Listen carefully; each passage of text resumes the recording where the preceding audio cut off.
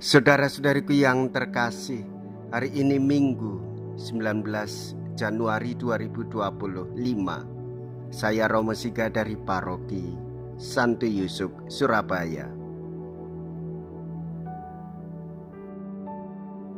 Dalam nama Bapa dan Putra dan Roh Kudus, amin.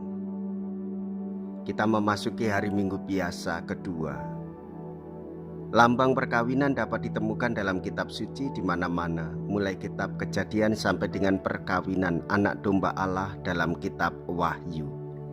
Bacaan-bacaan menampilkan perkawinan sebagai lambang relasi Allah dengan gerejanya. Kristus menampilkan diri sebagai mempelai Allah. Kristus juga menampilkan diri sebagai mempelai pria dan gereja sebagai mempelai wanita yang terus-menerus mengharapkan kekuatan dari mempelai pria. Gereja mengharapkan kekuatan dari sang mempelai sejati. Ekaristi adalah tempat bagi gereja sebagai mempelai Kristus mendapatkan kasih dalam dan dari Kristus, sang mempelai sejati. Hal itu dibuat Yesus di Kana yang di Galilea sebagai yang pertama dari tanda-tandanya. Mea culpa, mea culpa, mea maxima culpa. Marilah kita berdoa. Allah Bapa yang Maha Kasih, melalui Yesus Kristus Putra-Mu, Engkau telah memberikan diri kepada kami. Semoga kami menyambutnya dengan gembira sehingga dapat melihat kemuliaan-Mu melalui berbagai macam anugerah yang dinyatakannya kepada kami. Sebab Dialah Tuhan dan pengantara kami, yang hidup dan berkuasa bersama dengan Dikau dalam persatuan Roh Kudus, Allah sepanjang segala masa. Amin. Tuhan bersamamu dan bersama rohmu. Inilah Injil suci menurut Yohanes. Dimuliakanlah Tuhan.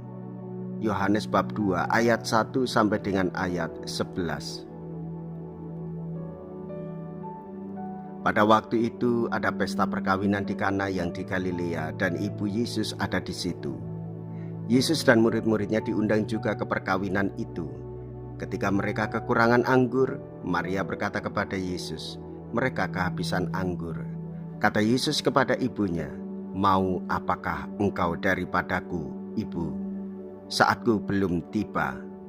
Tetapi ibu Yesus berkata kepada pelayan-pelayan, "Apa yang ia katakan kepadamu, buatlah." Di situ ada 6 tempayan yang disediakan untuk pembasuhan menurut adat orang Yahudi. Masing-masing isinya 2-3 buyung. Yesus berkata kepada pelayan-pelayan itu, "Isilah penuh tempayan-tempayan itu dengan air." Dan mereka pun mengisinya sampai penuh. Lalu kata Yesus kepada mereka, "Sekarang cedoklah dan bawalah kepada pemimpin pesta." Lalu mereka pun membawanya.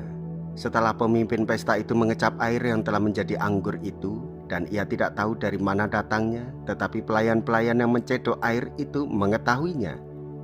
Ia memanggil mempelai laki-laki dan berkata kepadanya, "Setiap orang mengidangkan anggur yang baik dulu, dan sesudah orang puas minum, barulah yang kurang baik. Akan tetapi engkau menyimpan anggur yang baik sampai sekarang." Hal itu dibuat Yesus di Kana yang di Galilea dan merupakan yang pertama dari tanda-tandanya.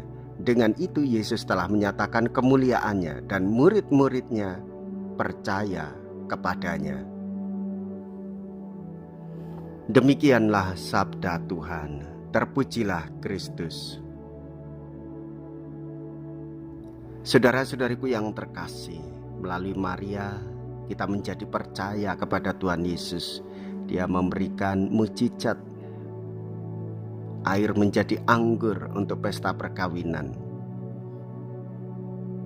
Rahmat Allah bekerja dalam seluruh aspek hidup yang kita jalani, dalam segala sesuatu yang selama ini dipandang rendah atau tak berarti. Yesus sendiri menjadi bukti rahmat Allah terbesar dari Allah. Dia yang adalah Allah rela lahir dan hadir sebagai manusia, hidup dalam kesederhanaan. Yesus mampu menjadikan seluruh penghayatan hidupnya sebagai manusia, sebagai mukjizat yang mendatangkan keselamatan bagi semua orang.